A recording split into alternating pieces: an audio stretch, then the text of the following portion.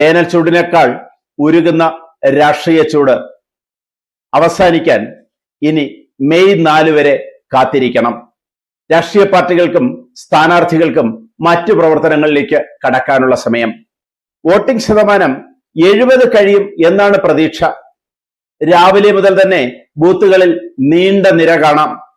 ജനം എന്തൊക്കെയോ തീരുമാനിച്ച് ഉറപ്പിച്ച മട്ടാണ്.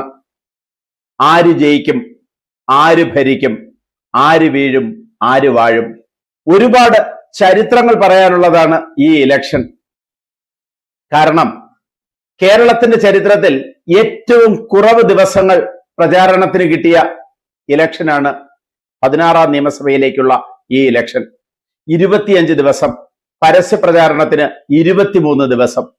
സ്ഥാനാർത്ഥികൾക്ക് ഒരുപക്ഷെ ആശ്വാസമായേക്കാം, പ്രവർത്തകർക്ക് ആശങ്കയും. കുറവ് ദിവസങ്ങളാണെങ്കിലും പ്രചാരണത്തിൽ 3 മുന്നണികളും പിന്നോട്ടല്ലായിരുന്നു. ജനങ്ങളെ കാണുന്നതിലും ഫ്ലെക്സ് ബോർഡുകൾ കൊണ്ടും നോട്ടീസ് കൊണ്ടും കളം നിറയുന്നതിലും 3 പാർട്ടികളും പിന്നിലല്ല.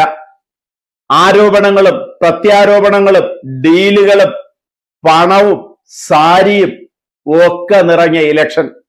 മുൻ വർഷങ്ങളെക്കാൾ കൂടുതൽ ഇത്തവണ രാഷ്ട്രീയ പാർട്ടികൾ ഉപയോഗിച്ചത് സാമൂഹ്യ മാധ്യമങ്ങളാണ്. അതിലും 3 പാർട്ടികളും പിന്നിലല്ലായിരുന്നു. കെങ്കേമമായി തന്നെ പൊടി പൊടിച്ചു ഇലക്ഷൻ പ്രചരണം. മുഖ്യമന്ത്രി പിണറായി വിജയൻ തന്നെയായിരുന്നു LDFന്റെ മുഖ്യ തേരാളി.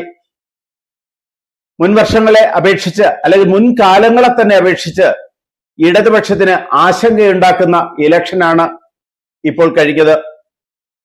ഇടതുപക്ഷത്തിൽ നിന്ന് MLA-മാരുൾപ്പെടെ ഒരുപാട് നേതാക്കൾ കാലുമാറി UDFിലേക്കും NDAയിലും എത്തി സ്ഥാനാർത്ഥിയായത് LDFന്റെ പ്രചാരണത്തെ കുറച്ചു മന്ദീഭവിപ്പിച്ചു എങ്കിലും പിന്നീട് പ്രചാരണത്തിൽ അവർ മുന്നിൽ തന്നെയായിരുന്നു.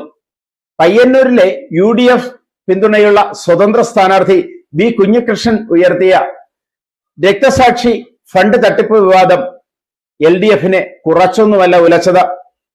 അതുപോലെ തന്നെ വയനാട്ടിലെ പുനരധിവാസത്തെ സംബന്ധിച്ച് ഫണ്ട് തട്ടിച്ചു എന്നുള്ള വിവാദവും LDFനെ ഒരുപാട് പ്രശ്നത്തിലാക്കി.